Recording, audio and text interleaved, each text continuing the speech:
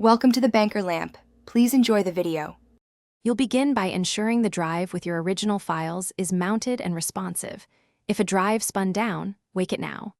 Open Davinci Resolve and load the project, then check project settings for the timeline frame rate so relinked clips match playback.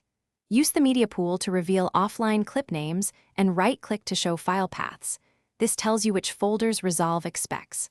Once done, you'll be ready to point Resolve at the correct files for relinking. Now you'll actually relink. Select all offline clips in the media pool and choose Relink Selected Clips. Navigate to the folder containing the original media and let Resolve scan.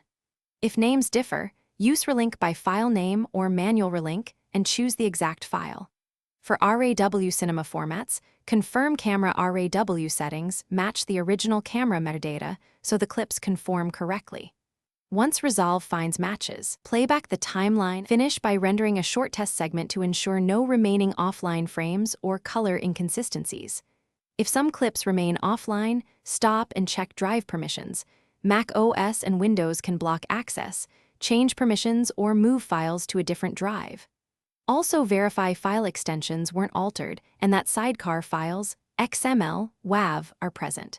As a preventive step, add the relinked folders to Resolve's media storage so future projects preserve the path.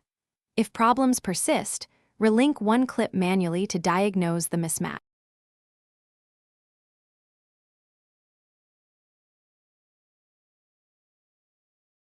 Thanks for watching. If this was helpful, leave a like and consider subscribing. See you next time.